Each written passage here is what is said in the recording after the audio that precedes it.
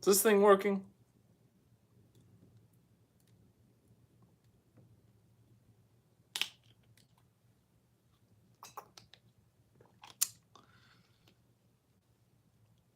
Hello, Get Me Today Tech. Hope you're doing well. Once again, apologies for the delay. I was traveling. Trying to make sure it works. I was traveling Monday. I didn't get home till 8, 9, 7, 8, something like that. So I missed the window. And then today I wanted to do it initially at our normal time, just on Tuesday. But as you are aware, Stuart Haas Racing kind of announced that they are no more. So unfortunate news on that end. But obviously had to postpone this just an hour and a half later than usual. So I didn't want to do that, but obviously it was pretty big news that we had to talk about in video form. So yeah, as I said, unfortunate news on the Stuart Haas Racing end, but we did have to talk about it. We can talk about it here more if you've got a favorite Stuart Haas memory or something, favorite Stuart Haas driver, or you just want to talk about the future. But yeah, big weekend in racing. Monaco, Indy, Charlotte, obviously pretty disappointing. Monaco, nothing happened. Well, there was a lap one crash, and then after that, nothing happened. Indy was fantastic as always, and then Charlotte was disappointing because obviously it got rain shortened, and then Indy was disappointing because it got rained out. I cannot get this to work. As stupid. Give me a second.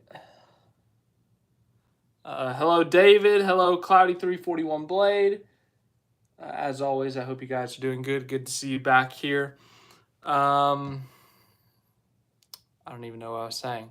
But on Indy's front, the disappointment was that the race got delayed, but at least we got the full race in there. But with that race being delayed, it meant that Larson did not get to attempt the double, which sucked, and you could see the disappointment in Larson. He did one post-race interview after the NASCAR race in which you could see the disappointment. There was one interview he did with NBC. That was a written article, and you could, just from the quotes, you could tell how disappointed and upset he was. The stress that it caused him, Hendrick, just with all the rain delays. Obviously, very exciting times. He enjoyed all of it, but then when it came race day with the rain delays and having to pick one or the other, that was ultimately what caused him stress. So, well, my backup device is not working, so we're just going to have to hope that this stream works. If this stream stops working, you're going to have to start telling me in the comments because my backup internet device here thing is not working, not showing me. Let's see. I was lucky to find Wave 11 2023 NASCAR diecast. Got the 11, 53, and 34 recently. Good for you. Diecasts are always a great thing to collect. 2009, I almost said 2009, through 2016, where the cars were smaller and easier to pass here at Monaco. Ever since 2017, these cars have been getting bigger and bigger. One car takes up 50% of the track, made the car smaller. I mean, yeah, that's the problem. Some would argue that there's multiple problems at Monaco. Obviously, the rule I hate in F1 is that under red flag conditions, you can change the tires. Like NASCAR, you cannot touch the car at all unless you're getting your driver out of the car or putting like rain covers on it.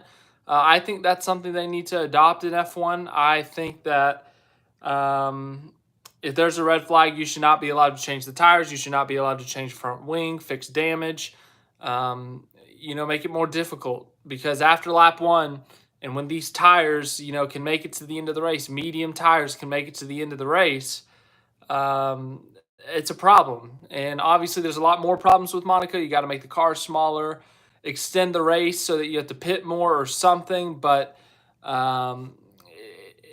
there's a lot of problems with Monaco in terms of the racing. Obviously the qualifying is thrilling, but with the actual racing itself, there's a lot of issues that need to be solved. There's a lot of problems that need to be addressed with the actual racing. And I say, number one, it's an F1 thing in general, is don't allow the teams to switch tires under red.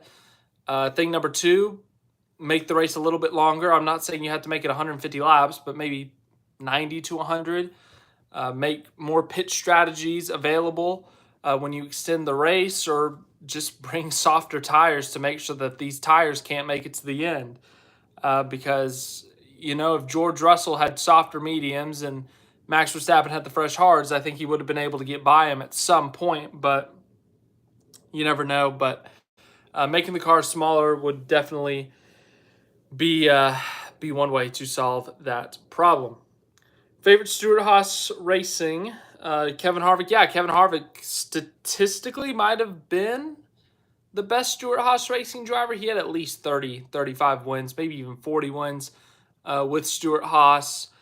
He won a championship with him, his only championship with him, won countless races. Well, I just gave you the numbers, so I guess it wasn't countless, but he made the Final Four in 14, 15, 17, 18, 19. He made 5 championship fours with them. He won a couple regular season championships, I think. And if it wasn't for the playoff format, he might have won a couple more championships, but that's not for today to debate, I guess, unless we really want to. But ultimately, yeah, just sad news about Stewart-Haas Racing. It's going to be a busy news week, but I guess it makes silly season more exciting. But you hate for it to be for this reason, for a team shutting down. The thing that's crazy, I said this in my video a bit, is that when we've seen teams shut down in the past, it's been a single car, a 2-car team. You look at Germain Racing, Starcom, Levine Family Racing, Furniture Row, like a single or 2-car team that's relying on a big Joe Gibbs Racing or a Hendrick or something. This is a team that has been a Tier 1 Ford team for quite a bit, and they're a 4-car team. They didn't downsize. They didn't reduce their numbers. They're just disappearing. Gone forever. It's very bizarre, and it all escalated so quickly. So definitely sad for sure. It's going to be weird to see the field without him next year, but it's going to open up more opportunities for other teams. Front Row is going to have a big opportunity ahead of them as one of the top Ford teams expanding, supposedly, and then, seeing who they sign as a driver. Are people actually excited about the F1 at Monaco? Please be honest. Monaco has not hit the same since 2016 when it was on NBC, especially when you can actually pass and race. F1 drivers don't race. Once again, I think the qualifying is spectacular. It's 10 out of 10 every year. The race itself, it's all about who gets off the line. And then the big thing with Monaco is if it rains. Like last year, there was the rain element, and it added a little bit of excitement. 2 years ago, it added a lot of excitement. 2022 was a good race because the differing strategies, Ferrari's mess up, the heavy rain versus, going from the wets to the intermediates to the, dry tires. And, people were actually passing then. People were taking risks with which tires they were taking. So you need rain to make it entertaining. But other than that, 2021, couldn't tell you anything that happened other than Max Verstappen won. 2019, I think Verstappen closed in on Hamilton in the final laps. He tried to make a pass, but he about killed them both. So nothing really exciting other than that, but you can't do much. No, cars are too wide. Cars are too fat. So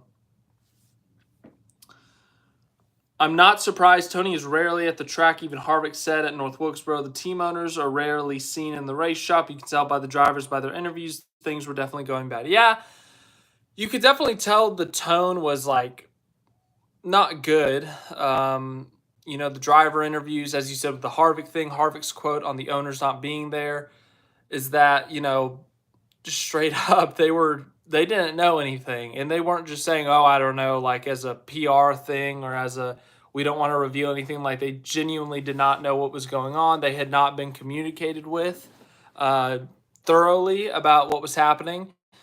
They had an idea. They had heard rumblings, and, that had raised the questions, obviously. But they had no idea what was going on, which is unfortunate. But obviously, it is May. It's the end of May. It's almost June. So the drivers, some of the team members, they got a little bit of time to try to figure out what they're doing in the future. But obviously, it's tough. A lot of people are going to lose their jobs. A lot of people are going to have to look elsewhere. Well, everyone's going to have to look elsewhere. But yeah, it sucks for them. So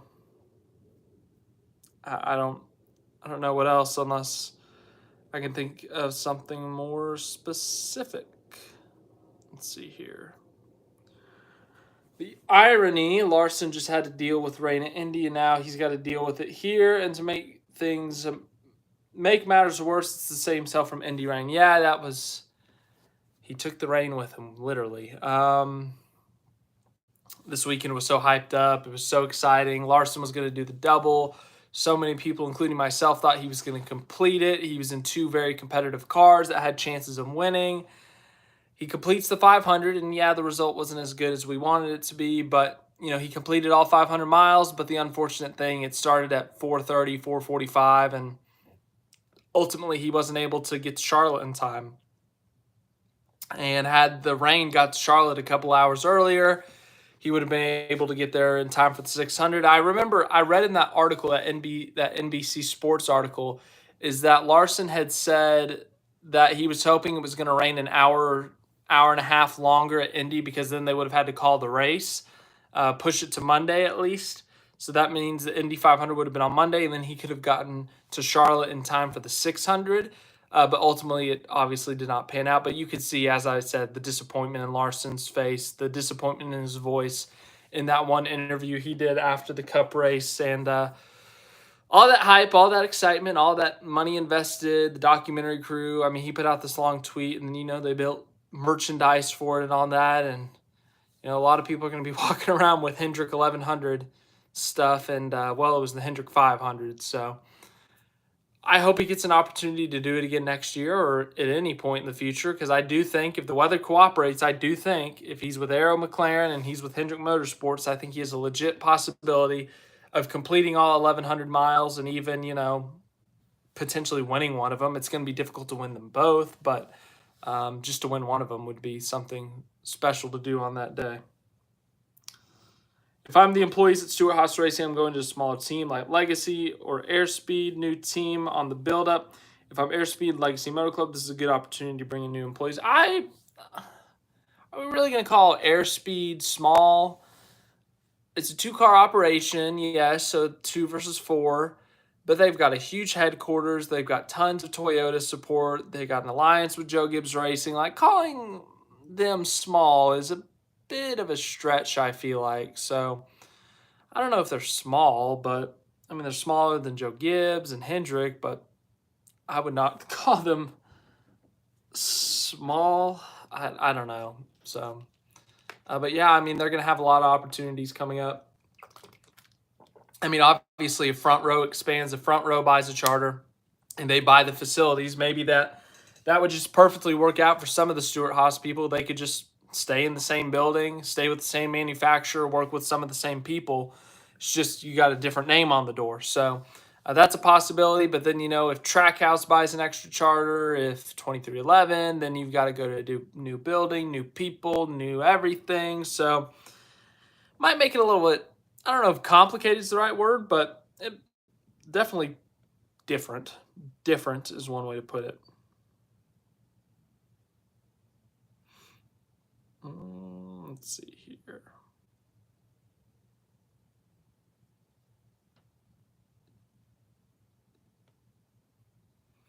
I'm trying to see if, we've got some driver statements from Stewart-Haas Racing. I only got the Chase Briscoe one in the video, but let's see here. Let's see. I'm going to read some of these off. So Josh Berry said this. He said, "Today was a rough day for all of us. It is pretty hard to find the right words. I'm proud of our team for how they have been handling this and will going forward. RC," meaning Rodney Childers, "is a true leader. We will keep racing our hearts out every Sunday." And then Cole Custer, he said, "Pretty heartbreaking to see. The stretch that Tony, Gene, and everyone at SHR had was extremely impressive. We're going to fight the rest of the year to finish strong." Fist bump emoji. It's just what Cole Custer said. Riley Herbst said, "Stewart-Haas Racing picked me up when I was at my lowest, and I'll be forever grateful to Tony and Gene for helping me grow not only as a racer, but as a person. Looking forward to finishing the season strong." Rodney Childers, He said 1 championship, 37 wins, 25 poles, 151 top fives, 235 top 10s since the Ford team came together at SHR. We are just getting rolling with Josh Berry, but most of all, we have been a family that truly cares and loves every person. We aren't done. So that's what I've got so far from them. But I think the next question would be, if Stewart-Haas Racing gets that last win, if they're able to leave, get a final win in their final season, who would it be? Briscoe, Berry, Gregson, or Priest? I'd say Briscoe, Gregson, Berry, Priest. That would be my order. But Berry's been doing really good these past couple of weeks. I might bump him up if he keeps on doing as well as he does. But it's definitely going to be one of those top 3. Ryan Priest, all due respect, I don't see it happening from him. But he could come out and shock me like Chase Elliott did at Texas. So, yeah, Priest would be the least likely. Briscoe would be the most.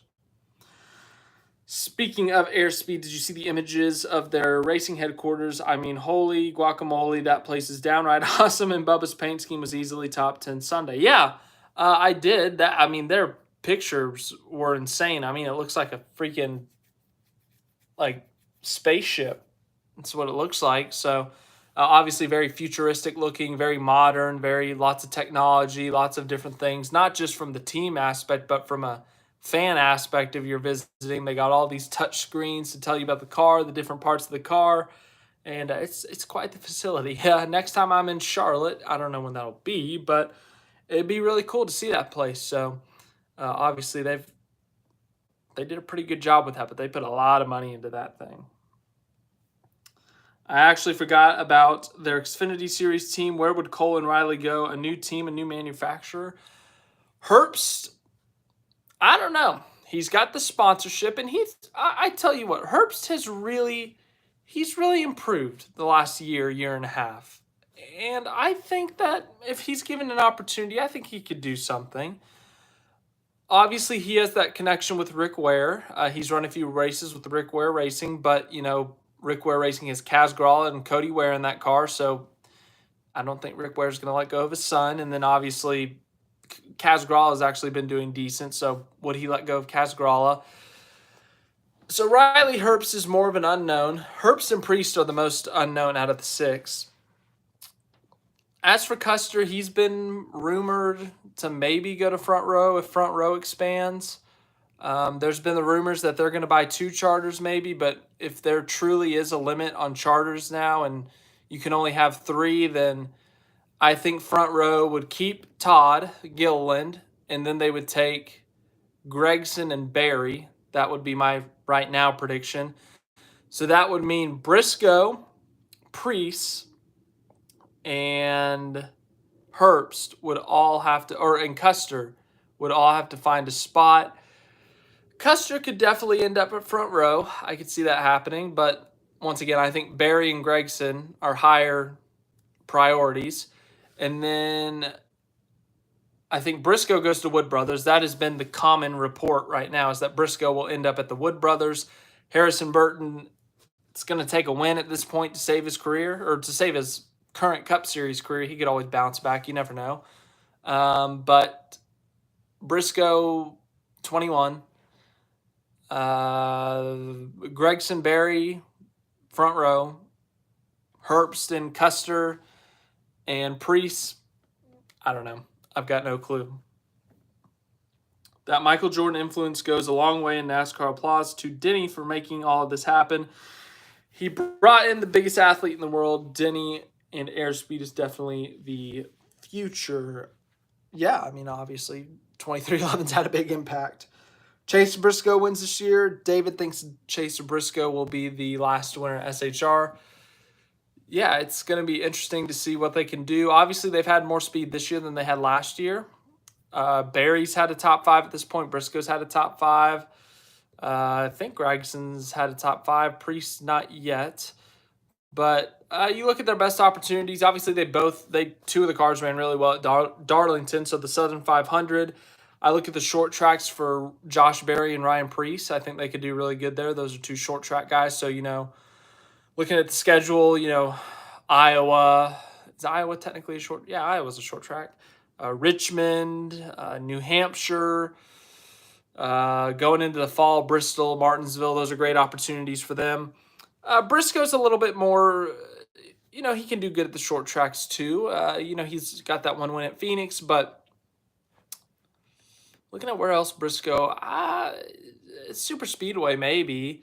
And he's had a couple good runs at some of the intermediates like Texas. So Briscoe, it's more spread out, I feel like, in terms of his chances of winning. And then Gregson, same situation. He's been running good at all sorts of tracks, but I would lean super speedway for him. He's actually a pretty decent super speedway racer.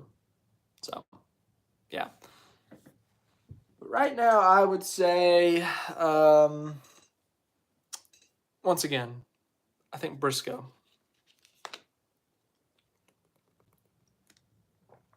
Ford's going to lose a lot of cars, especially on the super speedways. A lot of names going to be yeeted out of the Cup Series and Xfinity Series. Obviously, Ford's already on low enough numbers as is in the Xfinity Series, so that's going to be a big blow to them. Ever since Penske left, it's just been SHR and Ryan Sieg on the Ford camp. You've got whatever team Haley Deegan races for. But other than that, Ford's got really low numbers in Xfinity. Astra Cup, their numbers are decent. And once again, one of those Chargers is probably going to go to front row. So, front row is going to gain a number. They're going to keep one of those four in the Ford camp. And then, one of the Chargers, it's not known where they're going to go. And so there's a lot of different places it could go. It could go to Legacy. It could go to RFK. It could go to long shot RCR. So Ford could repossess it in terms or in the hands of RFK, maybe. And that's another potential landing spot. Let's say this is a hypothetical here. The Ford Chargers get split between four teams. Front row gets one. Let's put Josh Berry in that car. Josh Berry goes to one of the front row cars. And then let's fill in Cole Custer in that second front row car. So Cole Custer and Josh Berry and Todd Gilliland are your three drivers at front row. That next charter goes to Trackhouse. Zane Smith gets in that car. So now you got Zane Smith, Daniel Suarez, Ross Chastain at Trackhouse. That third charter goes to 2311. They put Corey Heim in that car. So now you've got Bubba, Tyler, Corey Heim in that team. So now that leaves the fourth charter. Let's say out of nowhere, RFK says, we're going to do it. Let's get ourselves a charter, build up a third race team. And now they could potentially put Noah Gragson in that car. If Ford wants to keep Noah Gragson in their hands, they want to put him in a competitive car. They've seen what he can do at Stewart-Haas Racing. Well, now you put him at arguably the top Ford team in RFK, a team that has won a race this year that will win probably more races. Let's see what he can do. But the problem is, let me look up. Brad Keselowski has a quote. Brad Keselowski said something. Someone asked Brad Keselowski, hey, why don't you get a charter, huh? You've got it. Just go get it. Brad Keselowski said, I'm $30 million short at the moment. Friends say we should start a GoFundMe. So, yeah, that's unlikely, I would say. But you never know. Things turn around quickly. Things come out of nowhere. The Jordan deal, the 2311, came out of nowhere. Trying to think of more things. Tyler Reddick to 2311 came out of nowhere.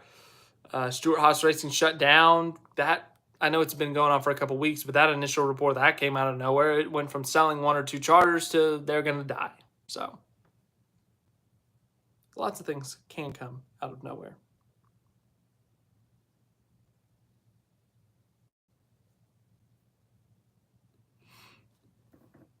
Let's see.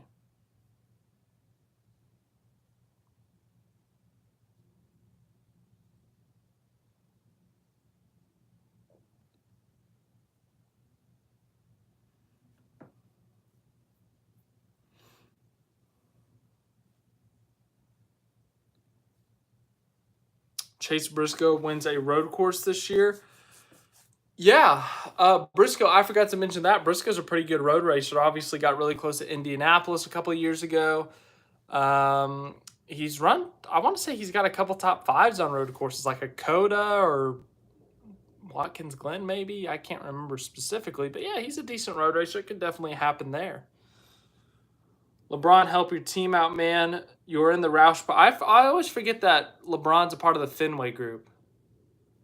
I always forget about that. So yeah, someone call LeBron. Have him write a $30 million check. I'm sure he's got $30 million in the bank. But you never know.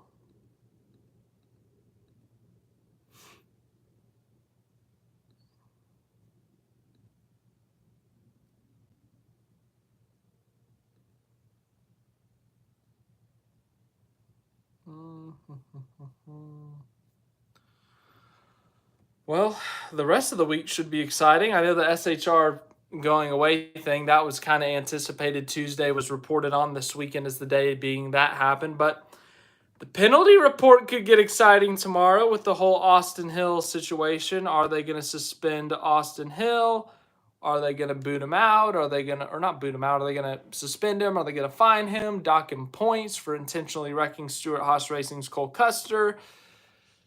There's a lot. And then there's the whole Larson waiver debate. That has not been solved yet. Apparently, Hendrick has not yet filed the appeal or the waiver. So until they do that, NASCAR can't approve them. So they need the waiver. But once again, I fully anticipate Larson getting approved. If he doesn't, there will be riots. I will be one of the people ranting about that. But once again, I would be shocked if NASCAR did not allow Larson to compete for a championship. What's your opinion on teams having 3 cars and JGR and HMS having 4? It's rumored most teams will have 3 cars, nothing less. I'm neutral on it.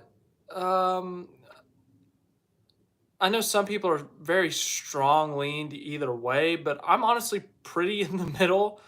Obviously, you can't tell a current team with 4 cars like, hey, you have to get rid of one of your teams. That's just that's silly and it won't happen, and it'll just piss off the teams further, especially Hendrick and Gibbs. And if Stewart Haas Racing was going to stay around, it would piss them off too. But limiting teams to 3, the benefit is it allows more charters to be spread out, so you can have more teams in the Cup Series, more ownership groups if more ownership wants to come in. And also it allows more stories in a sense. You know, it allows a JTG Doherty, a single car team, to win a Daytona 500. It allows a small 2-car team, you know, to run in the midfield, but every once in a while contend for a win like a Spire or so.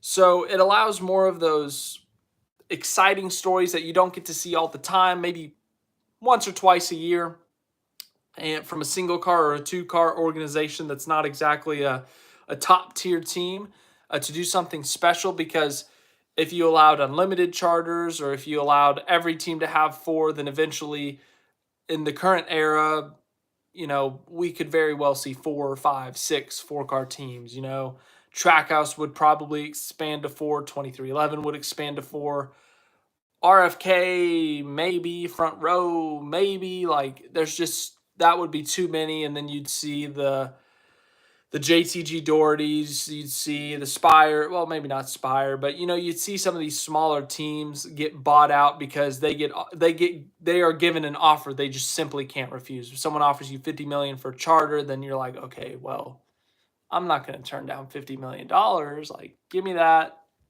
Here's the charter. So I like that aspect, but at the same time, you know, yeah, it'd be nice to see another 4-car team now that SHR is gone. But ultimately, I'm not going to complain about it. I think it's a good rule. I think it's fine. And once again, you can't tell Hendrick or Gibbs like you got to get rid of a team. That would just not work out well. So, yeah, I guess that's my opinion on it. I'm pretty neutral. I don't have strong feelings either way. But if I did have to lean, I think I'm good with this rule. I think it'll work out. I think it'll be good in the long haul. It'll open up more opportunities for new owners and whatnot, new teams, if they do come up. Jimmy Johnson, pretty good in the next gen this year. Oh, pretty good is a stretch. He has gone 2 races without crashing, so that's good.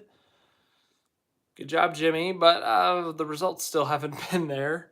I mean, he's not driving a Hendrick car anymore, and it's not like he's in a Gibbs car, but Still. I don't know. I don't think good is the right word, if I had to be honest.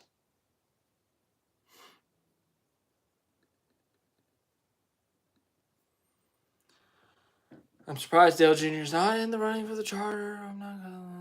Dale Jr. Every time a Charter's for sale, people Dale Jr., Dale Jr., Dale Jr., Dale Jr. It would be cool. I'm not going to deny it if Dale Jr. owned a Cup Series team. But my goodness, he has said multiple times that he doesn't want to, or they don't have the money for it. They're not going to. So just people, please give up hope. Stop hoping.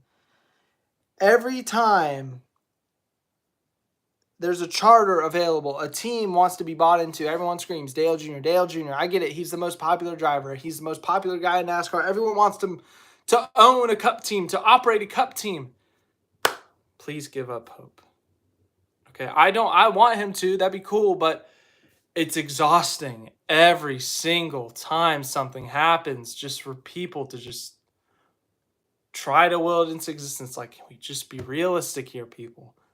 I don't know. That's probably an unpopular opinion, but just give up hope. Respectfully, give up hope. I won't believe it. I'm not going to think about it. I don't think Dale Jr. anymore. I thought it a couple of years ago, but no. Sorry. No. Dale Jr.'s not coming into Cup. Accept it. Don't know what else to say.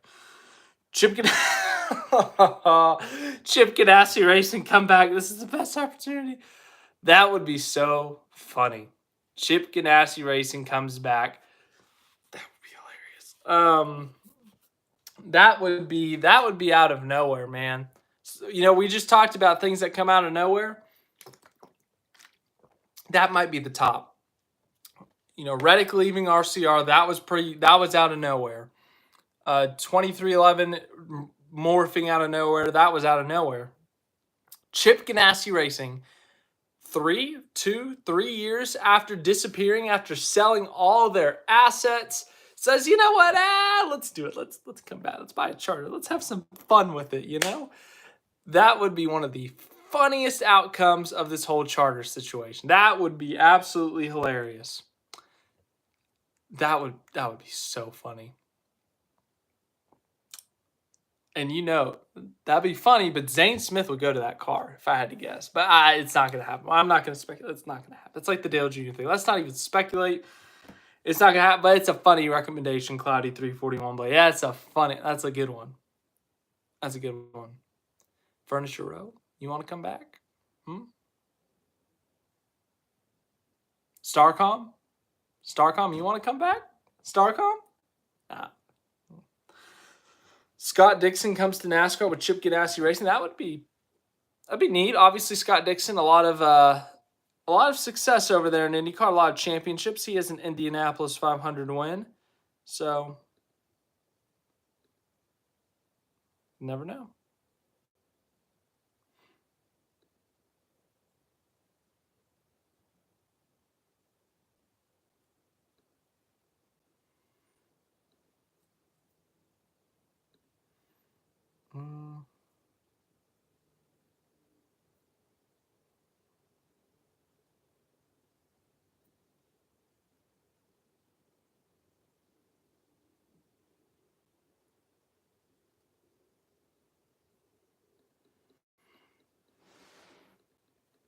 Trying to see if there's anything else.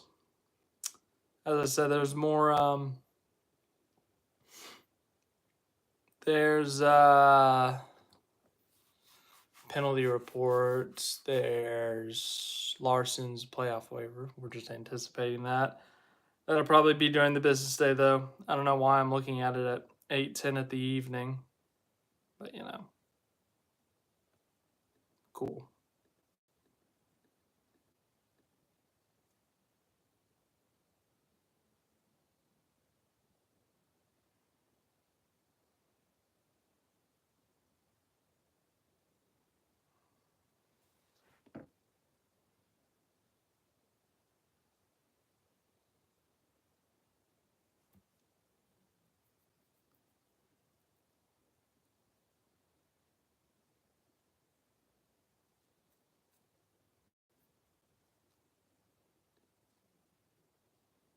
I'm gonna buy a charter and race around a track like LW right and disappear with the money. Oh yeah, I've always thought, what if like you win the lottery, you win like a couple $100 million.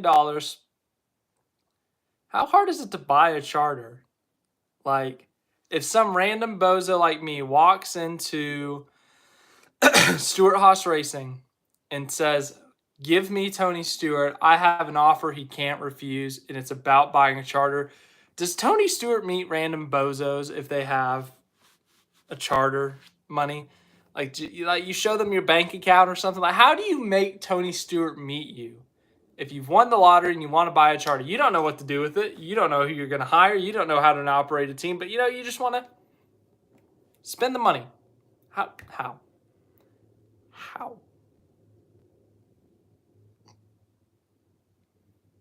I don't know. It's a good question, though. It's a good question. Daniel Berry Sports Highlights, welcome. Happy Tuesday. I know it's the Monday after, but I was traveling yesterday, and then the Stewart Haas Racing news hit, so we are late. We are extra late, but we're here. Talked about Stewart Haas a lot. That is the news of the day, news of the week.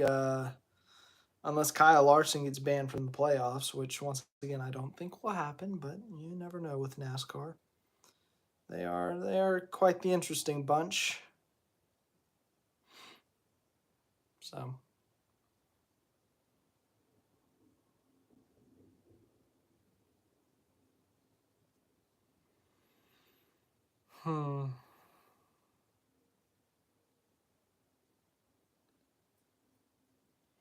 Alex Pelota NASCAR. So everyone talks about the double, and they talk about NASCAR drivers doing it.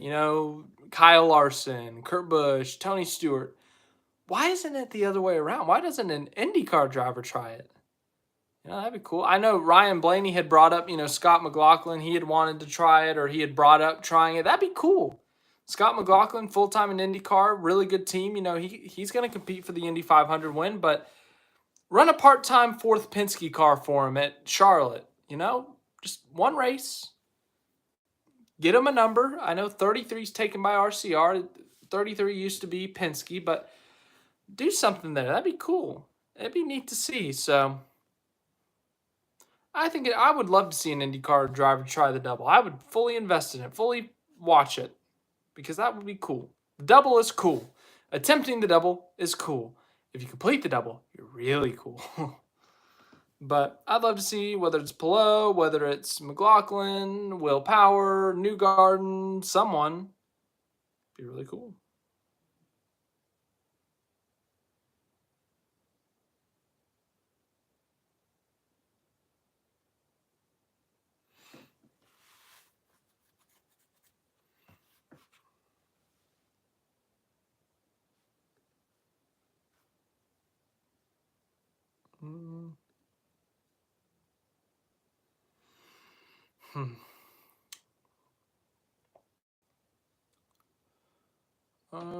I guess we could look forward to this upcoming race weekend. We've got Gateway in Portland.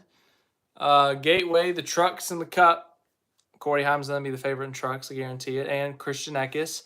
As for Cup, though, we've only been here twice. The winners have been Kyle Busch and Joey Logano, so, some veterans, Cup Series champions, multi-time Cup Series champions. But who would I expect? It's an intermediate track and package. It's a 1.25 miles. It's flat. It's more of an intermediate for sure. We look at who's been doing good at the intermediates this year. We look at Larson. We look at Hamlin. We look at Reddick. I'd say Larson and Reddick have probably been the two best on the intermediates this year. But who else could be in contention? I think Byron's looked really good at Charlotte. Bell looked really good at Charlotte, obviously. But, you could see Bubba up there, maybe. Ty Gibbs up there, maybe.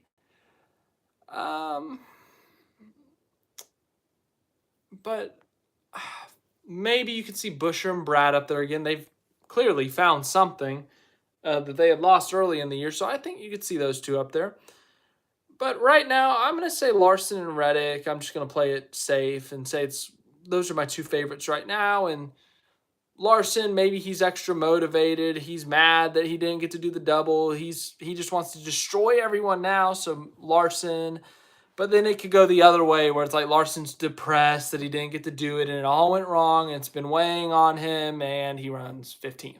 Like, I don't know. I don't think that's how it'll go, but my early week pick is Larson. Sure. Let's go for some redemption. Larson.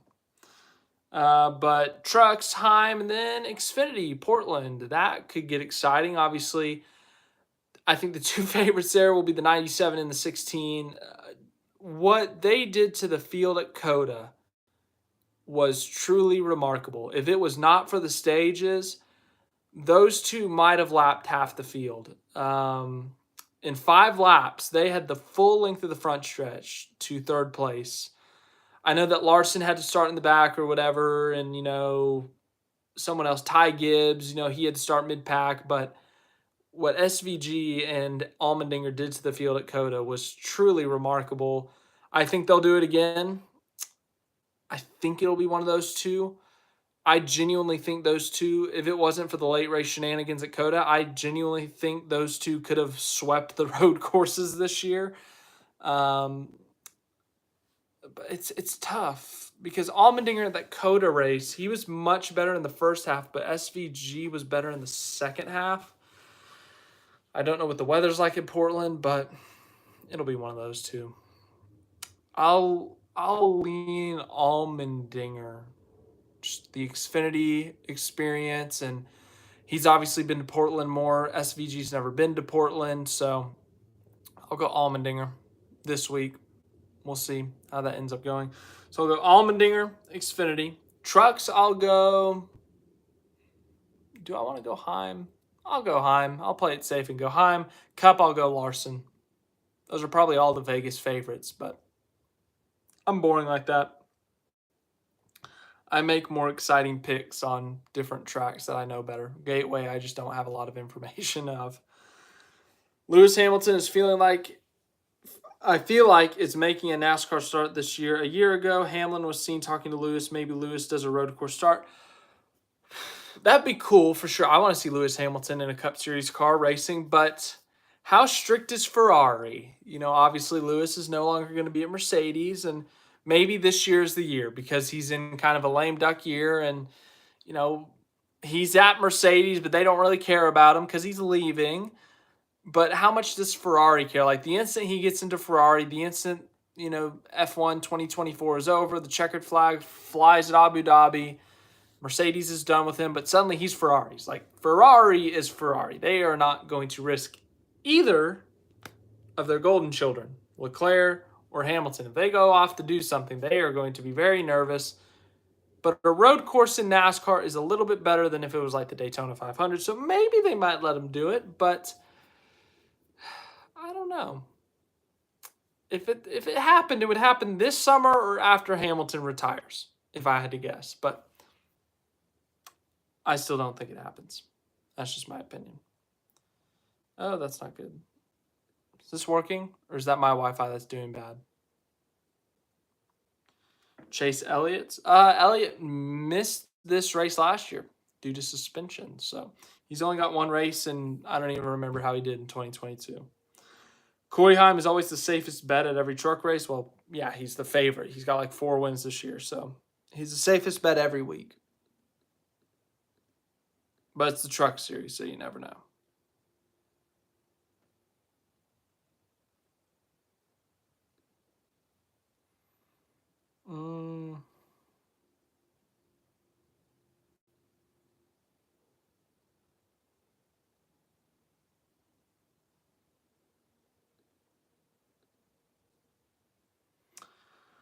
This year, a lot of end of an eras. SHR shutting down, Lewis going to Ferrari. Man, this year is weird. Yeah, across all motorsports, I guess. You got Lewis Hamilton to Ferrari.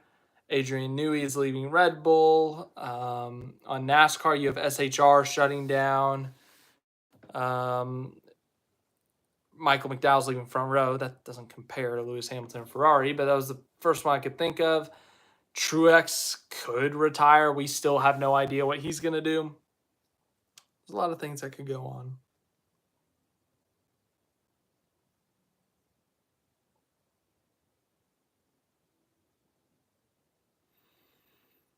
You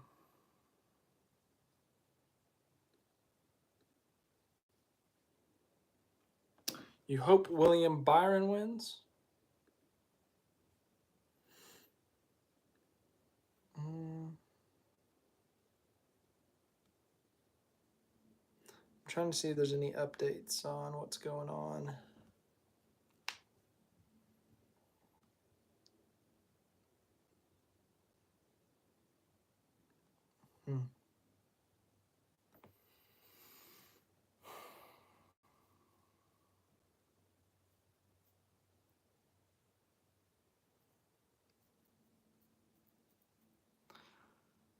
I can't think of anything at the moment. We talked about next week. We talked about last week. We talked about the news with SHR. We've got incoming news this week, maybe. So, Byron. What about Byron? Byron has been inconsistent Gateway in the past 2 races. I don't know if I would pick him. Yeah, that's why picking Gateway is so tough because we have so few numbers at this track. It's hard to like get a good feel on it, you know? So I don't know. I don't know how I'm picking. I'm not going to think much of it. I'll pick after qualifying as I always do. But as I said, early pick is Larson, and that's a super safe bet. You can pick Larson every week and have a good chance as long as it's not a super speedway.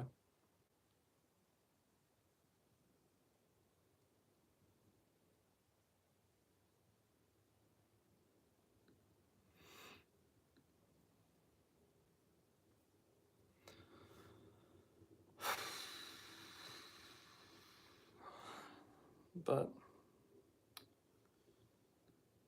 be nice if they just kind of, I don't know.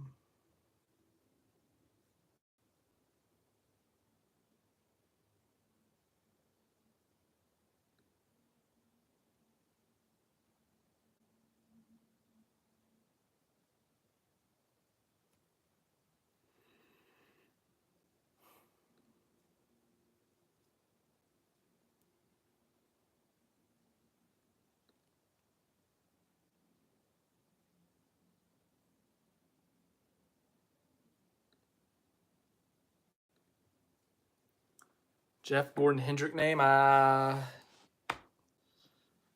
don't know what you mean by that.